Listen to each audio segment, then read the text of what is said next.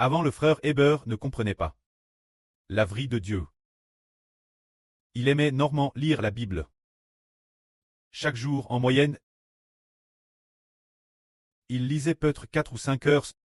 Dans ces jours-là, c'était précisément dans ces jours-là qu'il lisait désespérément la Bible. Jusqu'à présent, il l'a déjà lu plus de 100 fois. Plus tard, le frère Heber a découvert que ce qui lui apportait la bénédiction n'était pas le fait de lire la Bible, mais son amour pour le précleste et le Seigneur, et aussi parce que le précleste et le Seigneur l'avaient choisi. Qu'il a été béni. Alors maintenant, nous comprenons que si nous lisons constamment les différentes lois de l'Ancien Testament, cela n'apporte aucune bénédiction. Voyons depuis l'Agence, l'Exode, le Lévitique, les Nombres, le Deutéronome. Ces 5 premiers livres appellent le Pentateuque. Dans ce Pentateuque, y a-t-il des bénédictions? Il n'y a qu'un seul endroit. Par un peu de bénédiction. Le reste n'a pas de bénédiction.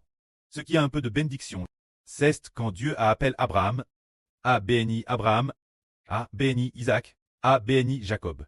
Et après avoir béni Noé, il n'y a plus aucun endroit contenant des paroles de bénédiction. Dans la loi, tout ce qui est dit est « tu ne feras pas ceci, tu ne feras pas cela ». C'est sans cesse répété. Il semble qu'il n'y ait aucun contenu de bénédiction reçue. C'est pourquoi dans les temps anciens, parmi les frères et sœurs qui croyaient au Seigneur, il y avait des frères et sœurs d'un endroit, appellent les Galates. Quand ces frères et sœurs Galates, c'est probablement l'apôtre Paul qui leur a prêché l'évangile. Cette époque, les frères et sœurs Galates, pour avoir couché, Jésus-Christ prêche par l'apôtre Paul. Pour avoir entendu Paul dire que Jésus a été crucifié pour nous, que si nous croyons en Jésus, nos péchés sont pardonnés. L'Ancien Testament dit, tu ne tueras point, tu ne commettras point d'adultère, toutes sortes de commandements, qui tous cause de Jésus. Pour tous les péchés commis, on te pardonne. Alors ce groupe de frères Galates a cru au Seigneur, a cru l'Évangile, a cru au Seigneur Jésus-Christ. Plus tard, Paul a quitté la Galatie. Est parti, on estime, on ne sait pas si c'est quelques années après son départ, ou bien après son départ de quelques mois. Plus tard, Paul a appris que ce groupe de frères et sœurs de Galatie, il était retour. L'observation de la loi de Mose, s'éloignant progressivement de la GRCS du Seigneur Jésus-Christ.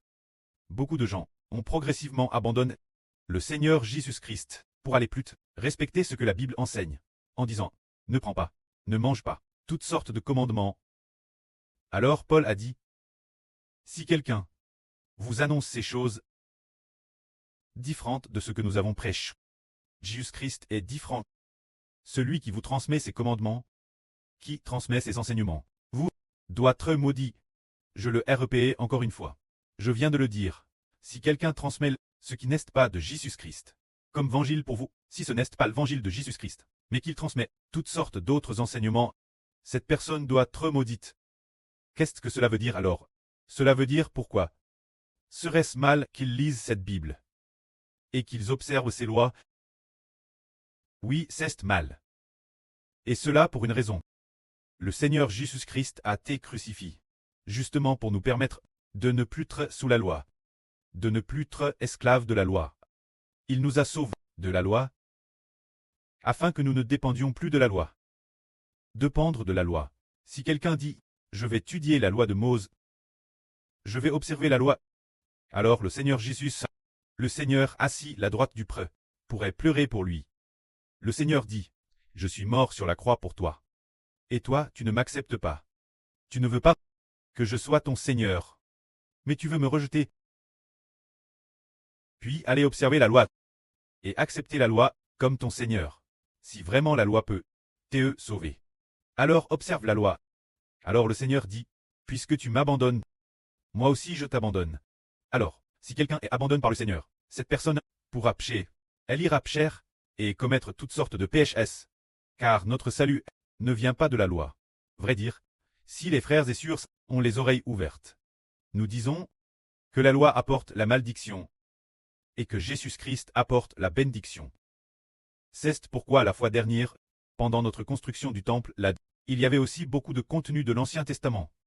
Mais il n'y avait pas de contenu sur les bénédictions de l'Ancien Testament. Alors cette fois-ci, dans cette construction du temple, tous les chants proclament au nom du Seigneur Jésus-Christ. Nous, au nom du Seigneur Jésus-Christ, nous commandons proclamer, alors ce chant n'est pas le début de la bénédiction. Le Seigneur Jésus-Christ est celui qui nous bénit, car Dieu le dit ainsi depuis la création du monde. Toutes les nations de la terre seront bénies par Abraham, par la descendance d'Isaac et de Jacob, et recevront la bénédiction, celui-ci, qu'on appelle celui qui bénit toutes les nations. C'est Jésus-Christ. Il est déjà venu, afin que nous, tous ceux qui proclament son nom, soyons tous bénis. C'est précisément pour cela que nous, frères et sœurs, pouvons essayer, partir de ce mois-ci. Nous avons seulement commencé peu avoir un peu, nous au nom du Seigneur Jésus-Christ, de chants de proclamation, créés ensemble, au nom du Seigneur Jésus-Christ. Les chants de proclamation n'ont-ils pas été bénis? Ils ont été bénis. C'est pourquoi nous avons spécialement utilisé ces chants, pour la vraie, comme une partie de la louange, ainsi que pour les offrandes du matin et du soir, et aussi un peu de proclamation au nom du Seigneur Jésus-Christ. Dans ces chants, quand nous les chantons, dans notre esprit, nous recevons une grande satisfaction et une grande consolation. Car ce qui nous apporte la bénédiction, c'est le nom de Jésus-Christ. C'est précisément pour cela que le frère Ashbert a compris la bénédiction par le nom du Seigneur Jésus-Christ. Si le frère Ashbert était devenu le preux de la nation, cause de la loi, alors le frère Ashbert se serait efforcé d'étudier la loi tout simplement. Si le frère Ashbert pensait que la loi pouvait sauver les hommes et leur donner la vie éternelle, alors le frère Ashbert se serait content de réciter la loi, mais tout cela n'a rien apport de réel. Ce n'est que l'acquisition d'un peu de connaissance, et cette connaissance pourrait amener les gens sains à enorgueillir en disant « Je connais si bien la Bible, je suis si capable, que les autres, je comprends mieux la vraie. » Et la Bible, cela pousse se vanter, s'auto-glorifier. Pourtant, nous voyons que le frère Ashbert a vraiment vu de ses propres yeux des frères et sœurs très honorables se trouver parmi nous, et certaines sœurs qui ne savaient madame pas lire beaucoup. Des sœurs tout fait ordinaires ont pourtant reçu une si grande bénédiction. Ashbert a dit, c'est sûr, n'était pourtant que des femmes de ménage. Comment ont-elles pu devenir 10 sœurs honorables, et comment l'une d'elles est-elle madame devenue reine, pour quelles raisons sont-elles si honorables?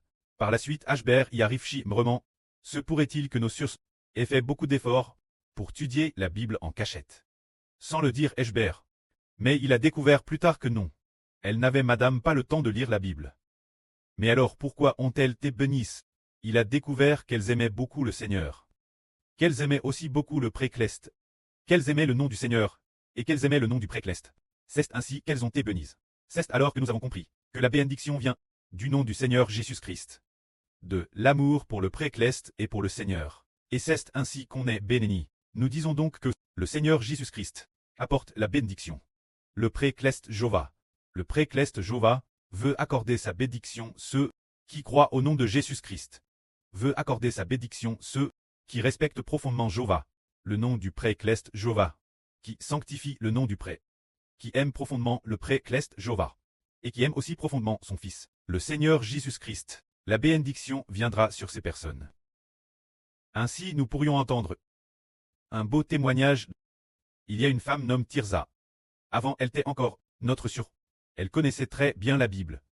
TRS familière avec elle, alors, quelle bénédiction recevra-t-elle? Le précleste a décerté que elle est vous la perdition. Comment quelqu'un qui maîtrise si bien la Bible peut-il être vous la perdition? C'était peut-être il y a 1 ou 2 semaines. Peut-être un jour il y a 2 semaines. Elle a ajouté le QQ de la sur Aura. Elle a donc ajouté le QQ. Et après, elle a envoyé un texte la sur Aura. Ce texte contenait quelques phrases.